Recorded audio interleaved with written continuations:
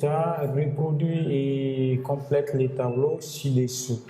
On met petit 3, petit a, on nous demande de reproduire et complète les tableaux ci-dessous. Donc nous allons reproduire et compléter les tableaux ci-dessous. On va reproduire le tableau. Nous avons le tableau ici. On a x et f de x. On a exponentielle de moins 1. On a 1. On a 2. On a exponentielle. On a 3. Et après, on a 4. Et enfin, nous avons 5. On nous demande de calculer ces valeurs. Donc, on sait que f de x égale ln de x de tout au carré moins 1. C'est-à-dire nous allons remplacer ln de x, nous allons remplacer les x par s pour le moins 1, par 1, par 2, par s pour, par 3, par 4 et enfin par 5. Donc nous allons calculer f de s pour le moins 1. F de s pour le moins 1, donc en remplaçant ln, en remplaçant x par s pour le moins 1, nous allons avoir ln de s pour le moins 1 de tout au carré moins 1. Et on sait que ln de s pour le x égale à x. Si nous avons ln de s pour le moins 1, ça fait moins 1. Donc on va avoir moins 1 au carré moins 1. Ln de s pour le moins 1 égale à moins 1. ln de s pour de x égale à x. Si nous avons ln de s pour le moins 1, ça va rester moins 1. Moins 1 au carré, ça fait 1. 1 moins 1 égale à 0. Donc f de s pour le moins 1 égale à 0. Donc ici, nous avons 0. Nous allons calculer 1. Donc on va avoir ln de 1 au carré moins 1. ln de 1 égale à 0. Donc 0 au carré égale à 0. 0 moins 1 égale à 1. Donc égale à moins 1. Donc ici, nous allons avoir moins 1.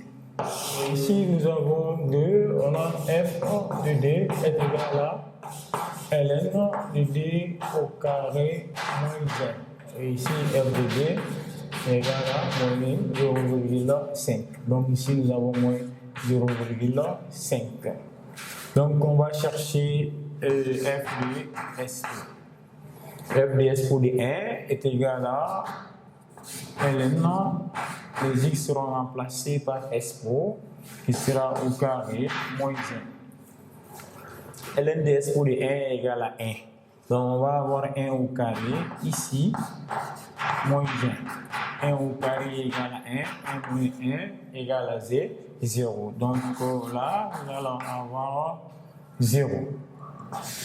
On va chercher f de 3 est égal à ln de 3. De tout au carré moins 1. Donc f de 3, ça fait 0,20. Donc on peut prendre 0,2. Là, on aura 0,2. Donc nous allons chercher f de 4.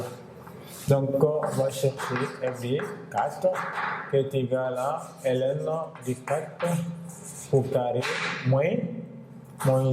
Et déjà on a ln de 4. Ça fait ln de 2 au carré. Donc ça fait 2 fois ln de 2 au carré moins 1. Donc 2 fois ln de 2 de tout au carré moins 1. 2 au carré ça fait 4. Ça sera 4 multiplié par moins 0,1 moins 1. Ici nous allons avoir 0,9. Voilà, on va avoir 0,9. Donc on va chercher f de 5. F de 5, ça sera ln de 5 au carré moins 1. Donc égal à 1,59. Donc ici nous allons avoir 1,59. Donc ça c'était petit a. Maintenant la dernière question nous demande de représenter la fonction f de x. Donc ici on nous demande de tracer la dernière question. Petit b et petit 3, on nous demande de représenter la courbe de la fonction f.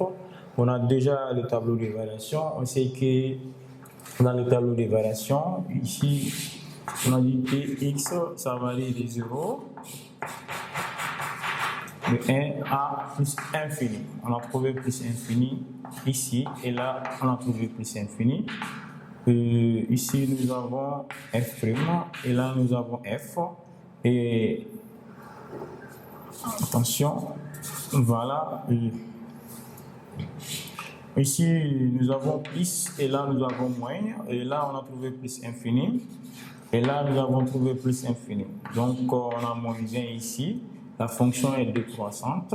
Et là la fonction est croissante. On a l'extrémum. L'extrémum, c'est de 1 à moins 1. 1 à moins 1, x égale à 1, y égale à moins 1. Donc ici, x égale à 1, y égale à moins 1. Nous allons placer l'extrémum. On va placer l'extrémum. Donc l'extrémum, c'est ici. Voilà, nous avons l'extrémum. Donc, à 0, on a une asymptote verticale parce que la limite de 0 donne plus infini. La limite d'une constante, si ça donne l'infini, cela signifie que cette constante est une asymptote verticale. Donc la droite, x ici égale à 0, voilà, nous avons représenté l'asymptote verticale. Voilà, on a asymptote verticale. On voit qu'on quitte le plus infini de la droite, ça vient à l'extrémum. Après l'extrémum, nous allons à plus infini et nous allons passer par ces différents points. Donc on quitte ici et on vient à l'extrémum. Voilà, on quitte ici, on vient à l'extrémum.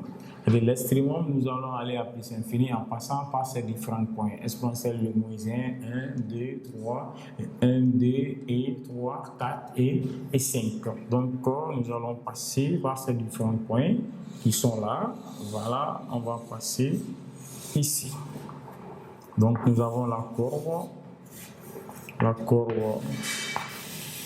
de f, ça va passer par ces différents points. Voilà.